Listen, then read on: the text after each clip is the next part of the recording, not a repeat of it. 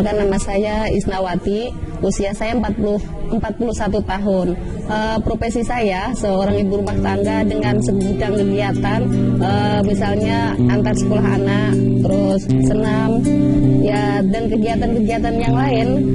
Dengan tidak sengaja setiap hari itu kan saya di jalan raya menghirup udara yang nggak bagus, asap kendaraan bermotor dan lain-lain, sehingga saya sering sekali mengalami radang tenggorokan, batuk. Waktu itu kira-kira udah 10 tahun lalu lah, sering mengalami radang tenggorokan dan ketergantungan sekali dengan antibiotik.